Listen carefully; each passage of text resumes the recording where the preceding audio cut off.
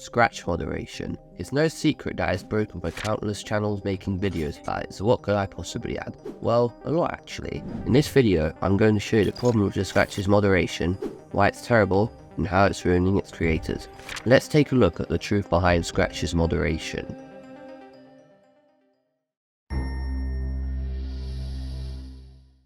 Now tons of people know how bad Scratch's moderation is, so I won't spend long on this part, but in case you're unaware, Scratch normally bans people for stupid reasons, like a project that's too violent for example. I will get more into the specifications of what will and won't get you banned later, but that's all you really need to know for the moderation problem. Addressing the problem is all well and good, but we need to know what we can do to understand it as well.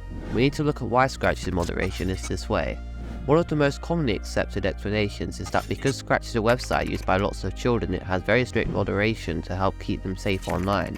While at surface level this may be assumed to be true, we need to look deeper to understand the main issue. If you go to the credits page in the help menu, you will find this page here. It shows the Scratch team and the Scratch moderators. As you can see, there are barely any moderators. This is the real reason Scratch moderation sucks. They are simply understaffed. Scratch has to rely on automated systems that filter things for words or content.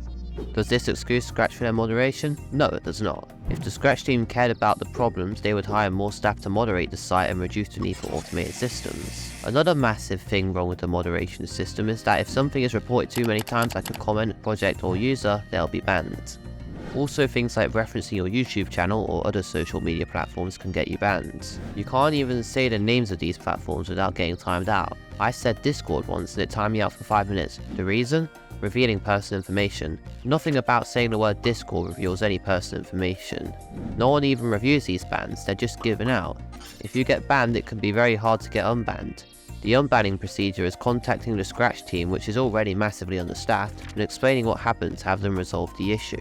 With the fast rate these unfair bans are given out and how understaffed the Scratch team is, there's a chance they may not even reply to your ban appeal, and if they do, it could take weeks to sort out an unfair ban. Stuff like this is not acceptable and it's a major flaw on Scratch's part.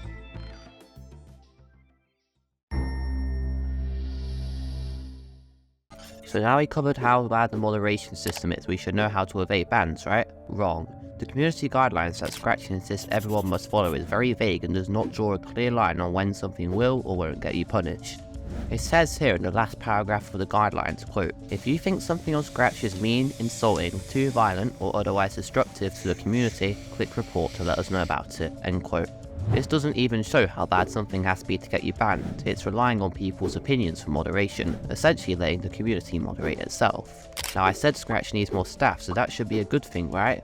While in theory it sounds good, you need to remember that if a very young person plays some games and finds them scary, they can report them, and due to how the reporting function works in Scratch, this leads to projects getting banned that should not be banned.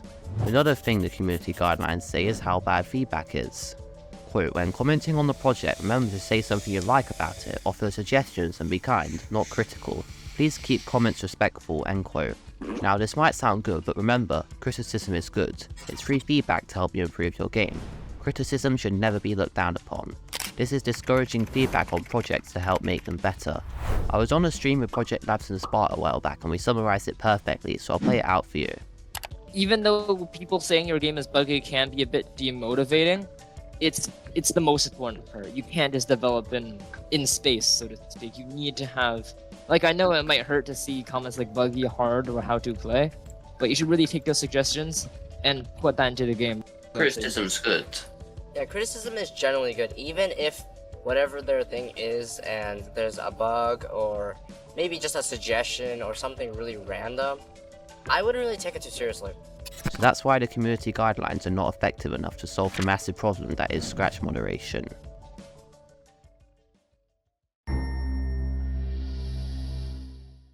Now, as someone who has made these before, I want to talk about and defend FNAF Fangames from the moderation onslaught that's happening to them.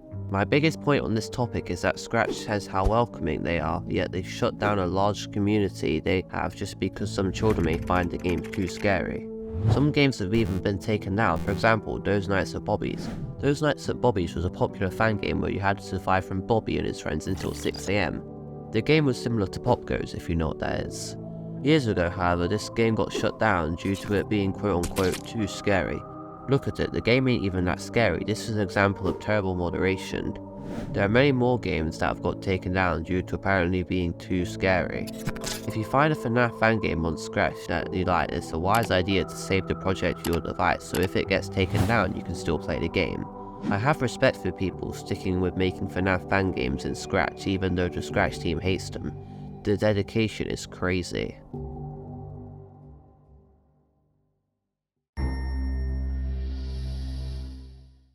We've seen what Scratch does and why it's so bad. Now let's look at the impact of Scratch's moderation. I'm going to be doing 3 interviews with people on their experiences with Scratch moderation so we can spread awareness and find out more about the topic. Let's get into the first one.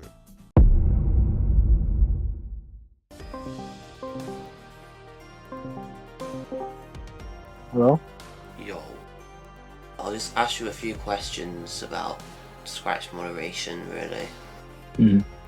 Like, what was your experience with Scratch moderation? So for my past 2 videos, I've been banned permanently in both of them, and I've gotten my accounts deleted. So I'm not sure if there's like something like with like new scratchers or something, but yeah, both my accounts have gotten deleted, and it's really annoying because I was doing 7-day challenges, so yeah, I was losing time. What was the reason for the bans? I'm not even entirely sure. So for the first one, I was not sure at all. And for the second one, it was spam, but I wasn't even really spamming. I was just like asking people for feedback. How do you think Scratch could maybe improve the situation? I mean, I honestly don't blame Scratch Team that much, if I'm being honest, because like they're like non-profit, so they don't have much staff. But I mean, they could like verify more. Is that everything you want to say? Yeah, pretty much, yeah. Alright then. Thank you for your time. Have a good day. You too.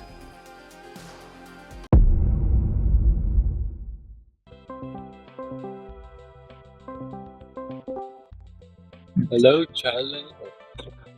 First question. What has Scratch moderation done to you?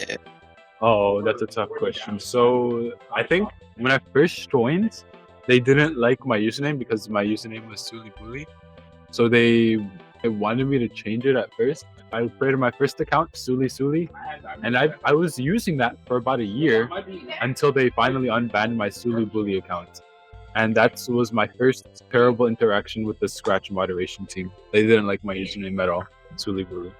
Every new account I made, they would just instantly ban me, even if I didn't post a project. They would ban the new accounts based on my old accounts that were banned also. That's interesting. Alright, I'll see you. Alright, thanks for your time.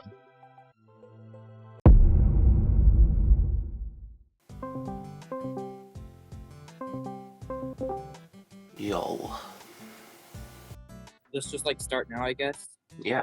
What has Scratch done to your account? Scratch has not terminated my main account at all, like, but they have given me a lot of warnings. They have like gone through my trash folder and like taken stuff that was like had blood in it already and stuff like that. I had a game up. It didn't have gore or anything. It was just like I didn't have a warning in it. Scratch took it down and had to re-upload it and put a warning in it. But all the games I put warnings on, they don't really take down.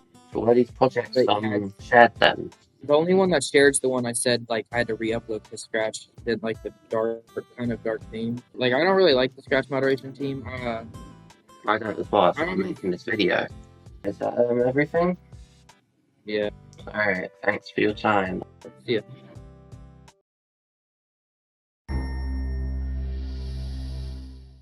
In my opinion, Scratch moderation is terrible and needs to be solved. I support FNAF Fangames and people affected by Scratch moderation. That's the reason I made this video, to spread awareness. Share this video with people you know to spread the word. If enough people are aware and make change, we can make a difference and help fix this broken mess of a website. Scratch as a coding tool is good, but the website has earned a bad reputation for a reason. It should not be supported. If you want to learn more about Scratch, then check out this video on the history of Scratch. Make sure to like and subscribe for more content. Also be sure to join the Discord server, link in the pinned comment. Challenge of 10,000 out.